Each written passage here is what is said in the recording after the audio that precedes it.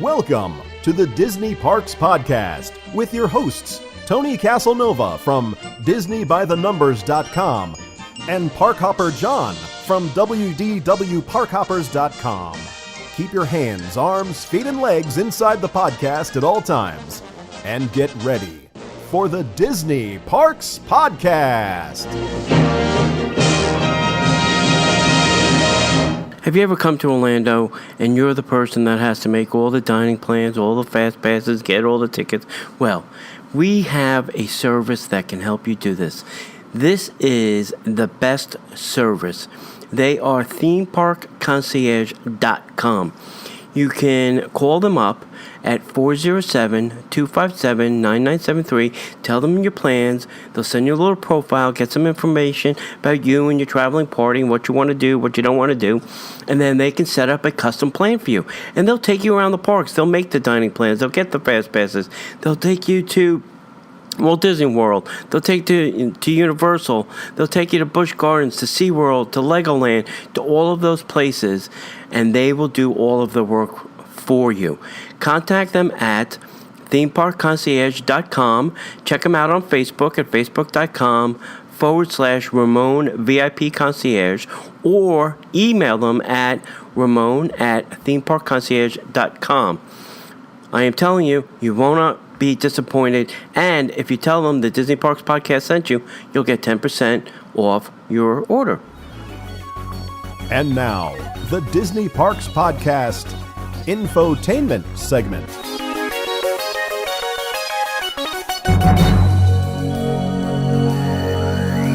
Hello, everybody, and welcome to the Disney Parks Podcast. We have a fascinating show for you this evening. Jessica Danker is with us, and she runs a website called RecyclEARS.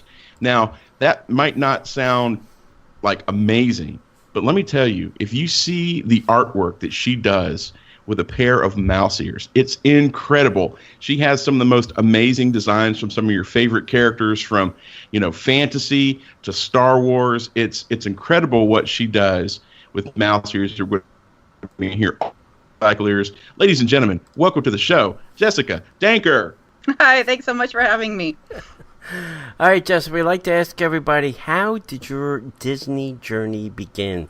How did you must have a passion for Disney and Disney stuff if you're making RecyclEARS. Yeah, I've loved Disney my whole life. When my parents, they went to Disneyland on their honeymoon, so it was kind of, it's just in the family. We went every year when I was a kid, and it's always been a part of me. And then I had my own kids, and that kind of starts a whole new passion, and you have a new excitement and going and new experiences, seeing it through their eyes too, and so that's just kind of pushed me up through adulthood, and I think I'm the biggest kid of the family now. We talked a little bit before we came on air. I'm going to assume I know the answer, but I would love for you to tell me, if you had to choose Disneyland or Walt Disney World, which park would you choose? I would choose Disneyland. No, I'm kidding. No, that's sorry. great. No, I'm kidding. Disneyland is so amazing. When was the first time you went to Disneyland? I think the first time I went to Disneyland, I was a toddler, so I had to have been 2 or 3 at the most. Wow. So that was Disneyland. Have you been to Walt Disney World? Oh, yes. I've been to Walt Disney World. I also had the opportunity to go to Disneyland Paris. And I thoroughly enjoy all of the parks. Right. I only say that Disneyland is my favorite because it's intimate and it's home. I love that that's where Walt walked. I love that you said that. That's what I say every time. I live literally on the other side of Animal Kingdom, and I didn't grow up to going to Disney, but for the last 11 years I've been a huge Disney fan, and I've been privileged to go to Disneyland 3 times, and every time I go, my wife and I do the exact same thing. We make a beeline for Walt's apartment. Mm-hmm. We put our hands on the bricks, the firehouse, and we just thank Walt and we cry. And then we go play like little kids. So that is home for me, only because Walt walked there. But I live in Walt Disney World, and I gotta give Disney World props. So that's my story. Tell us how you came up with the idea for RecyclEARS. Well, we went to, it was 2011. My brother-in-law got married. We went back east. And when we were there, they happened to be doing Star Wars weekends. And my husband is a huge Star Wars fan. So we decided we would tag on a little vacation at the end of the wedding celebration. And we wanted to do autographs. And I love the autograph books and all the different ideas people have, but I wanted to do something different. And so I thought, you know what if I tried making some custom Mickey ears, pick everybody's favorite Star Wars character. And then when we go around and meet all the different, costume characters and the different stars that they had there, we could get those autographed. And so that kind of started it. We ended up having a really fun response from people.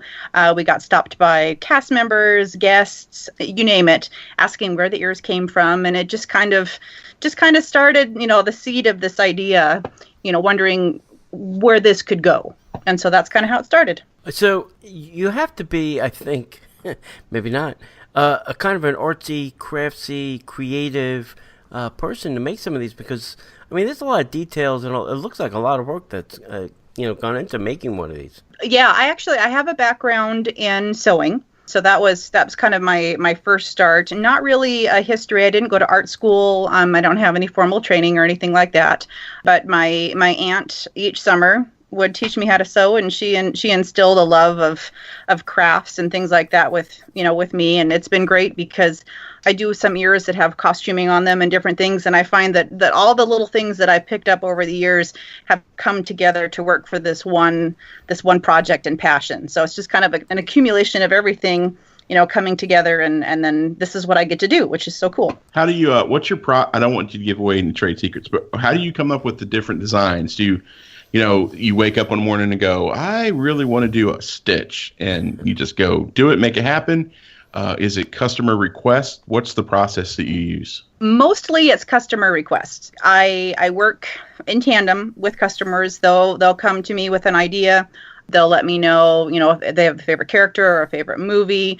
They'll give me details that I can then do some research, find pictures, different things, and then I sketch something up for them for their approval. And then based off of that, then we, go into the final construction process.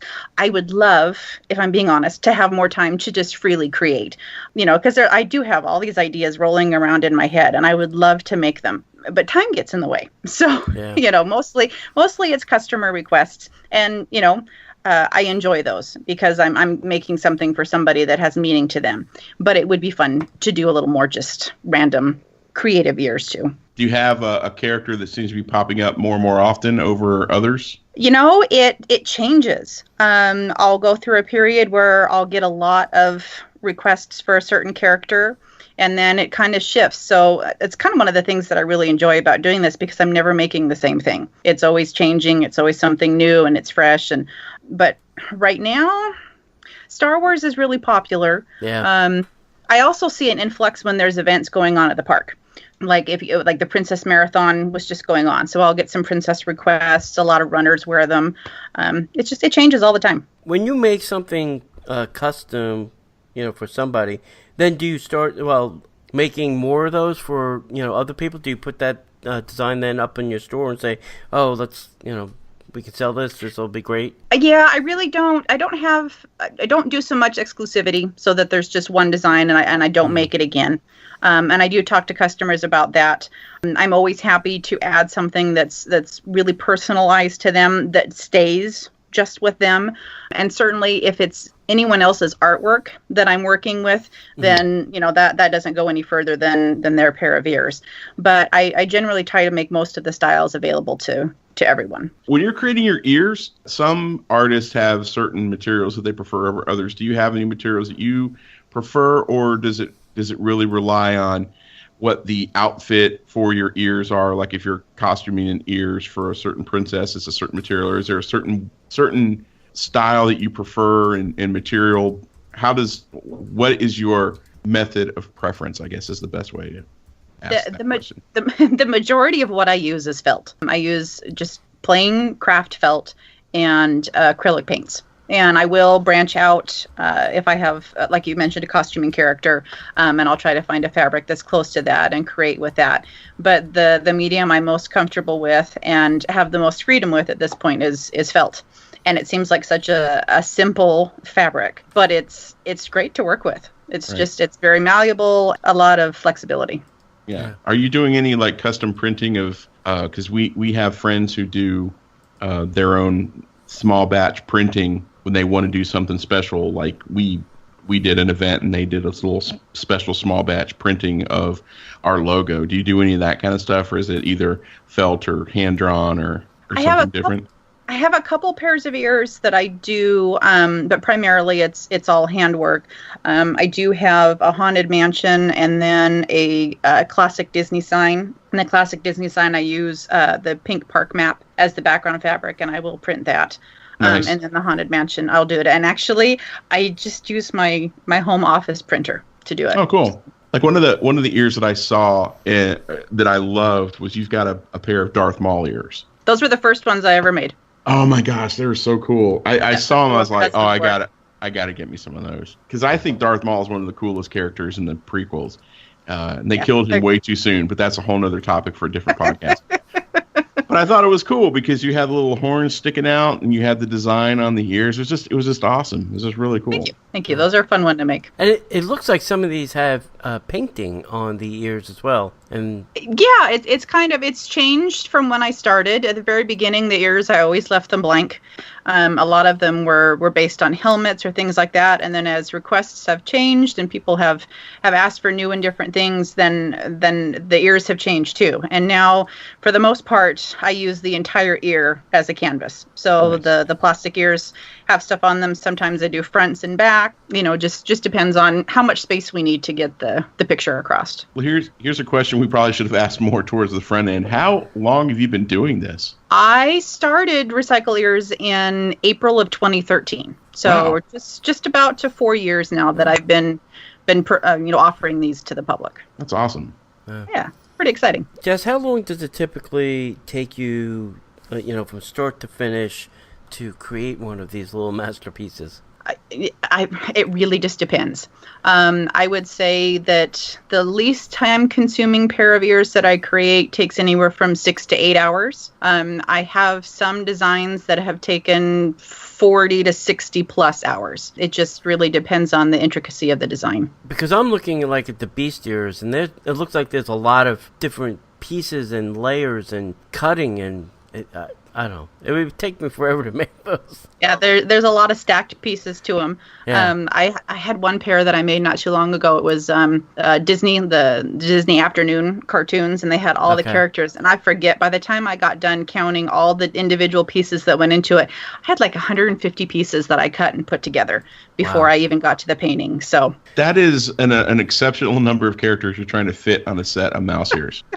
Well, I mean, it wasn't 150 characters, but I don't, if I create, say, like I did Darkwing Duck or I did Launchpad, it's not a single piece. Each piece, each body part, even his beak is separate from his head. So one character can have, 10 to 20 pieces in them. So it just depends. That makes more sense.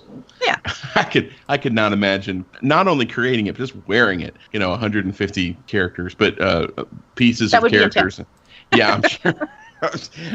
That's a nice set of ears you got there. Yeah, I know. It weighs 25 pounds. Yeah. Thanks. It's like a regular headpiece.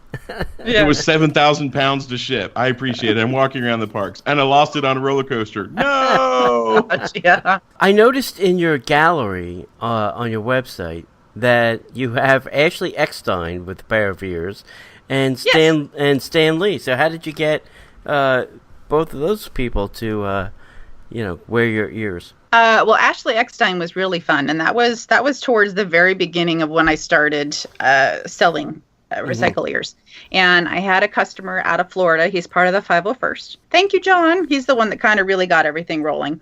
And he bought a pair of X-Wing ears for me. And he's like, these are really cool. And I just met Ashley Eckstein, and she was just loving on these ears. And he was, I want to make, I want to get a pair for her. He and I teamed up together, and I made another pair of ears, and I sent them to him. And he presented them to her at Star Wars Weekend. And I was thrilled and just totally blessed that she was so excited with them. She actually wore them in the motorcade, which was totally cool. I mean, I was just starting out doing this. It was like maybe the third or fourth pair of ears I've ever sold. Right. And here she is wearing them in a Disney parade. It was really cool. That's got to be a good sign. It was great. And then what was fun is her connection was then also with Steven Sansweet, who is the owner and operator of Rancho Obi-Wan in Petaluma, California. Are you familiar with them? Yeah. So he then, and I didn't realize when he ordered them, he actually ordered a pair after seeing hers at Star Wars Weekend, and they're now in the museum at Rancho Obi-Wan too, which was really cool. And he brought them to the last Star Wars celebration, so I was just fangirling all over the place at that point. That was kind of the ultimate. And then you mentioned Stan Lee. That was awesome. That was a local Portland, has a Rose City Comic Con. Actually, you know what? I take it back. I think that was Wizard World that we went to, and he was there. And I wanted to get him to sign a pair of them. And he and the gentleman that was, I guess you would call him his handler, that was there and making sure that everything was going smoothly. He's like, Stan, you've got to try these on. You've got to put them on. And so they put them on him, and the guy whipped out his camera because, you're not allowed to have cameras in there. And he clicked a picture of them, and he goes, I'm going to send you this. So I have the ears. The Stanley is getting his own pair this spring. They're going with another one of my customers. But those are in my possession. And awesome. I got his autograph and the picture wearing them. And so that's kind of a prized possession of mine. Yeah. Excelsior! Exactly. Yeah. When you can get the character to wear the ears, I mean, that's, the creator, that's right. Fantastic. Any bucket list folks that you want to get to wear the ears? I didn't get him to wear them, but I did meet Peter Mayhew this last September, and I got him to sign a pair of Chewbacca ears for me. That was pretty cool. Nathan Fillion owns a pair of my ears. I made a pair of Firefly ones for him. Oh, tell me you love Firefly. Tell me you love Firefly. Oh yeah. No, we've always been big fans. So I love you so much right now. It's not even funny. But I sent 2 pairs because I had an acquaintance that was friends with him, and so she's the one that delivered the ears, and then she had a second pair that she was going to have him autograph, and I've never gotten them back. And so that would be the ultimate cool, would be to have a pair of ears, that were signed by Nathan Fillion too, and then do those up as Firefly. Yeah. So I still have my fingers crossed. It's been a few years, but I know they're still floating out there. So just for Tony's sake, because I know he has no idea who we're talking about. Nathan Fillion played Castle in the TV show Castle. Okay. He was in a TV show on Fox that Joss Whedon, the guy that kind of helped mold the Marvel Cinematic Universe, right? It was on like 10 episodes, and Fox canceled it, and we're all still holding our breath that they'll bring it back. It's Cowboys in Space, literally. Cowboys in Space. It is.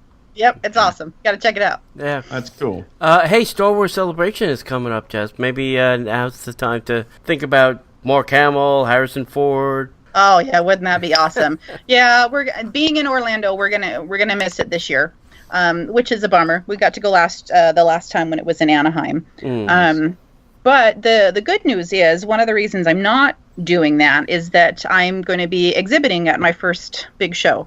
And I'll be at Anaheim WonderCon about 2 weekends before a celebration. Wow. And so that'll be my big event for this year. Oh, you have to let us. I'll try to remember that, because we should definitely keep an eye on you and share your stuff when you post it on Facebook and stuff, just to keep up with you. That'd be kind of cool. That'd be kind of neat. Yeah. Oh, I had something to tell. Oh, Harrison Ford, you should get a pair of ears that help him figure out which freaking runway to land on. Because we almost really lost Han Solo, and I'm barely over Princess Leia. I don't want to lose Han Solo, legitimately lose him.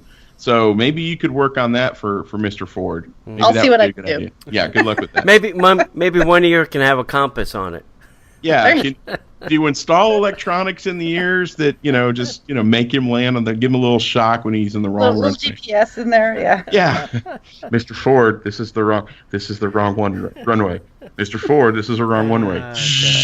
That'd be awesome. Okay, so let's say someone is wanting to purchase a set of ears. Ballpark it, because I know that you can probably spend as much money as you want on a set of custom ears, but if someone was just wanting to buy like a more generic set of ears, what's the cost on something like that? Honestly, I try to keep the costs pretty accessible to everybody. So my least expensive pair of ears probably is going to run around $64. And those are the ones, that we're talking about, anywhere from 6 to 10 hours worth of work. I do have a couple pairs that get up into, about 125 something in there, but that's, that's double-sided ear hats. So right. the general, the most common is anywhere from about 64 to 84. And this may sound like a stupid question, but where are you getting all the ears from? You know what? I have, actually I have a supplier out of Florida. And they are basically, I hate to call them seconds because they're not damaged ears, right. But the new embroidery system that they use at the parks are certainly not infallible. Sometimes a second name will start to go, or the thread will break, and there's a problem with the machine.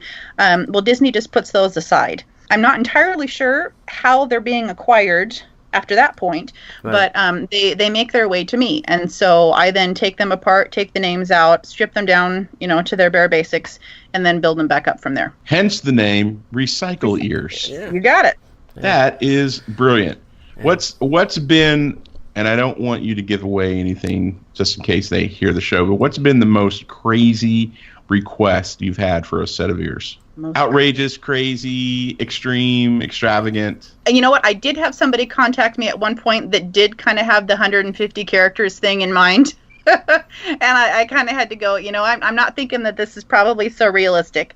And we were able to pare it down. But probably the most intense pair of ears I've done, and the most outside of my comfort zone, and just, I can't believe I'm making these. I did a pair of Loki ears. Ooh, and I did that. I mean, it had to have been maybe a year into doing it. So I was still learning the process and figuring out how I was doing it. And, I kind of drew up the sketch for her, and, I had the horns going off the top and the whole thing. And she's like, no, I want it to look like his helmet. And so we got and I built down off the bottom of it, and it had the full headpiece. And then we went for the full on horns. And I always wanted to see her walking through the park wearing these because they were just so out there. But it was foam and sculpting and sanding and all this stuff to get them done. And it was one that I got done with it, and I went, wow, that was really fun. I'm never doing that again. So, wow. Now, did you inscribe Puny God on the back? I did not, but that would have been a fantastic idea. That would have been good. Puny God. Some of these, I after looking at the pictures, I think maybe could use some lights or sound effects, like Darth Vader's. Maybe those things would light up. But where would you stuff all the lights? I am getting into that some. Oh, okay, all right. Yep. No, I've quite a bit. I've been using lights. Just starting to get into sound. I found this great little just is a little sew-in MP3.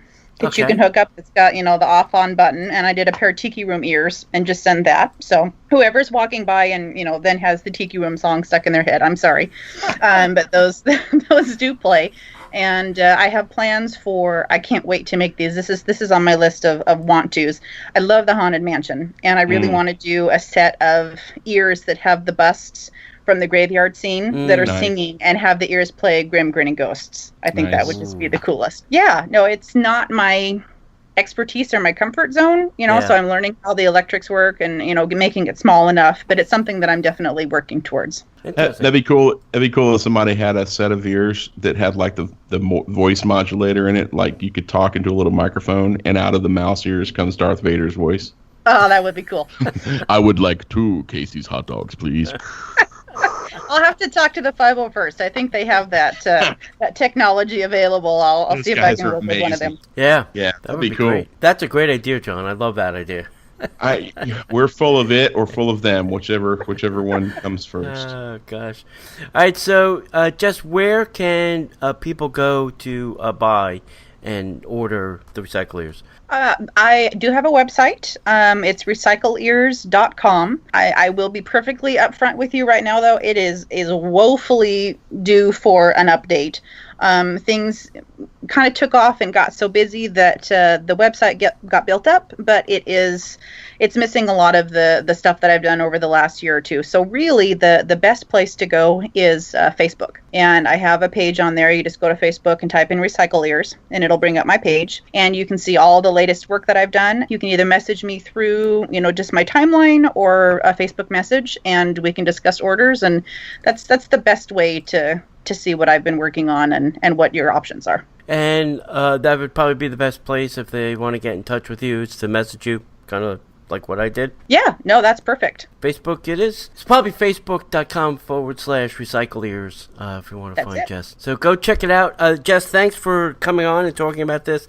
I actually saw somebody had posted a picture, and she did a hashtag RecyclEARS, and that's how I found you. And then when I went to your website, I was like, wow, that's crazy. Yep. I appreciate you coming on and talking about this because it's fascinating. And I love that people with the Disney passion, get out there and create things, based on their Disney passion. So yeah, I feel really, really blessed to do it, and I thank you so much for having me on here. It's been a lot of fun, and I appreciate it. Hopefully, you won't be inundated with a ton of orders that you can't fulfill. That'd be okay. All right, that's good. If you want to go check her out, she's going to be at WonderCon, so go check her out there too. If you want to see them in person. All right, so thanks for coming on, Jess, and thank you. We'll see you in the parks.